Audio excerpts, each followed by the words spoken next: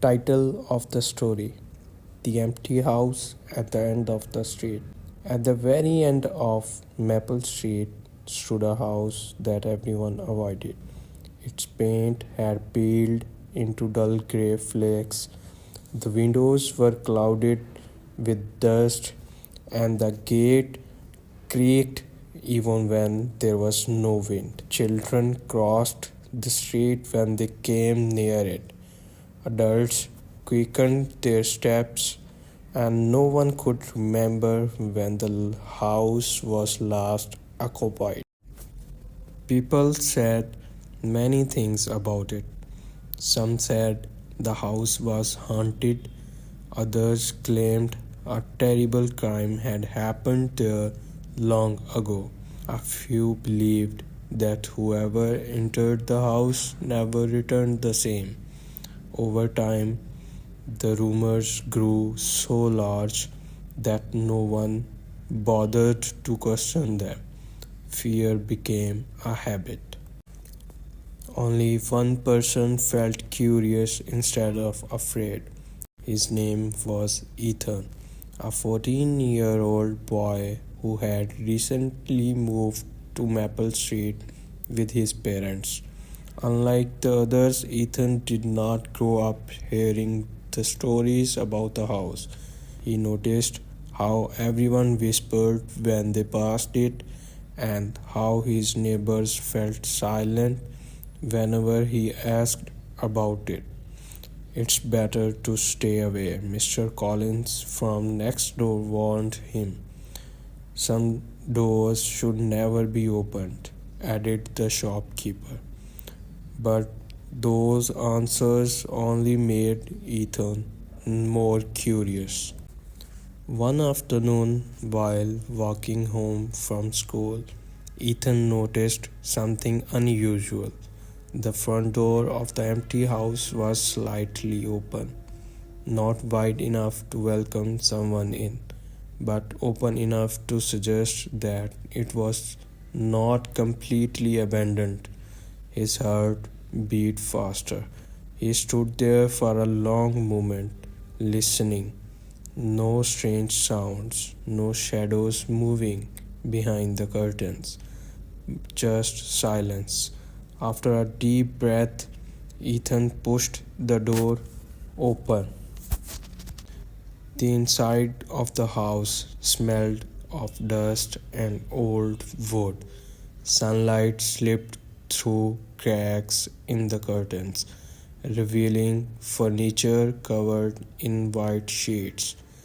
The place was not broken or ruined, it was simply forgotten. Hello, Ethan called softly. No answer.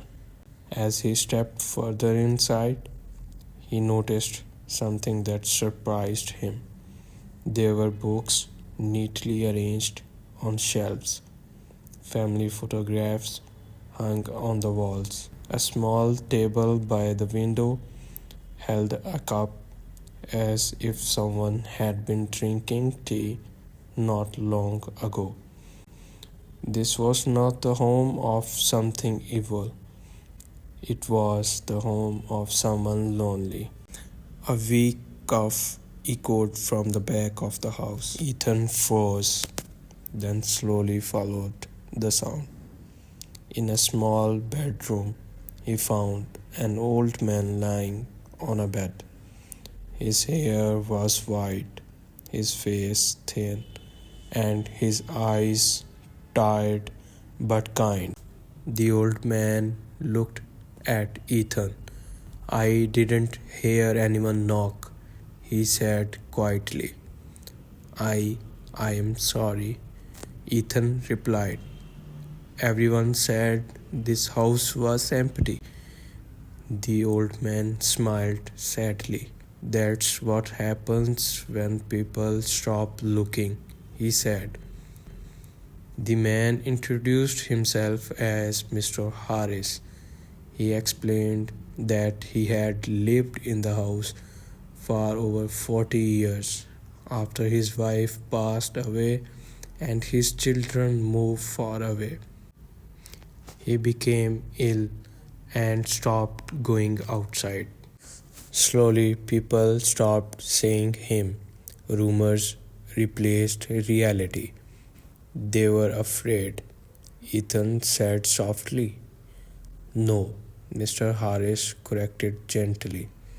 They were comfortable believing stories instead of the truth. Ethan began visiting Mr. Harris every day after school. He brought groceries, cleaned the house, and most importantly, listened. Mr. Harris told him stories of his youth, of love, loss, and lessons learned too late. One day, Ethan asked, "Why didn't you ask for help?" Mr. Harris looked at the window. "When no one knocks on your door for a long time, you begin to believe you don't deserve a knock." Those words stayed with Ethan. Soon, Ethan told his parents about Mr. Harris. Then the neighbors found out. At first, they were shocked and ashamed. One by one, they began visiting the house they once feared. They brought food, medicine, and company. The empty house was empty no longer.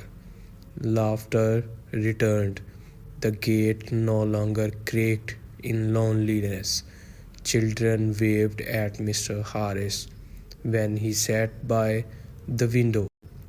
And Maple Street changed, not because the house changed, but because the people did.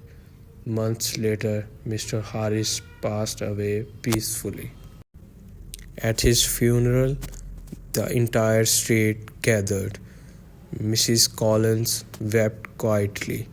The shopkeeper lowered his head. Everyone realized the same painful truth. Fear had kept them away, but kindness could have brought them closer. Ethan stood silently, remembering the first day he pushed the door. The house at the end of the street was no longer a symbol of fear. It became a reminder. Moral of the story: never let replace compassion. Fear grows when we stop asking questions, but kindness begins when we choose to understand.